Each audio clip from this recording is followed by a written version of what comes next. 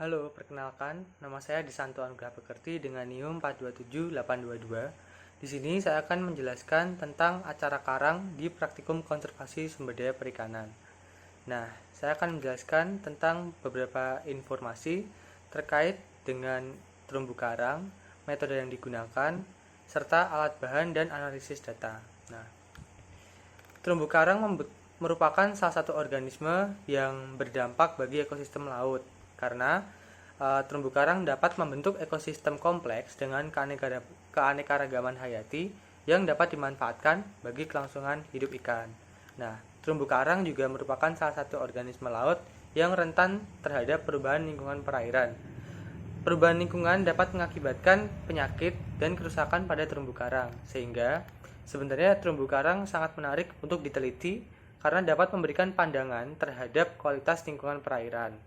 Jika kualitas lingkungan perairan baik, maka terumbu karang memiliki kondisi yang baik dan ikan-ikan yang ada memiliki kualitas yang baik dan jumlah individunya banyak juga. Kemudian tujuan praktikum konservasi acara terumbu karang adalah untuk mengetahui kondisi terumbu karang di Pulau Pamegaran Taman Nasional Kepulauan Seribu. Pada praktikum ini digunakan alat dan bahan yang pertama termometer dengan jumlah 1 yang berfungsi untuk mengukur suhu udara dan suhu air. Kemudian terdapat refraktometer berjumlah 1 yaitu mengukur salinitas. Kemudian pH meter berjumlah 1 untuk mengetahui nilai pH air. Kemudian ada Global Positioning System yaitu GPS dengan jumlah 1 yaitu untuk menentukan titik koordinat lokasi pengamatan. Kemudian digunakan rolmeter 50 meter dengan jumlah 1 yaitu untuk menggelar transek pada lokasi pengamatan. Kemudian terdapat set scuba dengan detail 1 fin, 1 snorkel dan 1 masker yaitu merupakan alat bantu untuk penyelaman saat pengamatan di dalam air. Kemudian terdapat papan plastik atau kertas tahan air masing-masing 1 yaitu adalah sebagai alas dan sebagai media pencatatan data. Kemudian terdapat botol sampel air dengan volume 600 ml yang berjumlah 2 yaitu sebagai wadah pengambilan sampel air untuk pengujian pH dan salinitas. Kemudian digunakan lembar identifikasi jenis karang berjumlah 1 yaitu untuk alat bantu identifikasi jenis karang. Kemudian digunakan frame berukuran 58 x 44 dengan jumlah 1 sebagai media pengamatan terumbu karang. Kemudian digunakan kamera bawah air berjumlah 1 untuk media mendokumentasi data pengamatan. Kemudian terdapat depth meter console berjumlah 1 untuk mengetahui kedalaman air saat penyelaman. Dalam praktikum ini digunakan metode yaitu PIT, LIT, dan UPT. Saya akan menjelaskan metode tersebut dengan singkat.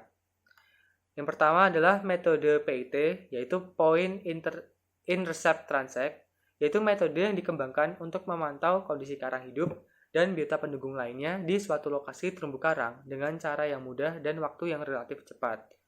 Kemudian terdapat metode LIT, yaitu Line Intercept Transect, yaitu metode yang digunakan untuk mengestimasi penutupan karang dan penutupan komunitas bentos yang hidup bersama karang. Metode LIT memiliki cara pengambilan data dengan menentukan titik koordinat pengambilan data, kemudian pemasangan garis transek dengan posisi sejajar garis pantai, lalu dilakukan pengamatan live form karang sepanjang garis transek dan dilakukan pengukuran suhu air dan udara dan pengambilan sampel air untuk pengukuran salinitas dan pH. Kemudian metode terakhir adalah metode UPT yaitu Underwater Photo Transect, yaitu metode yang memanfaatkan perkembangan teknologi berupa kamera digital dan maupun teknologi perangkat lunak berupa komputer. Nah, metode ini menggunakan pengambilan data di lapangan dengan pengambilan foto di bawah air menggunakan kamera digital.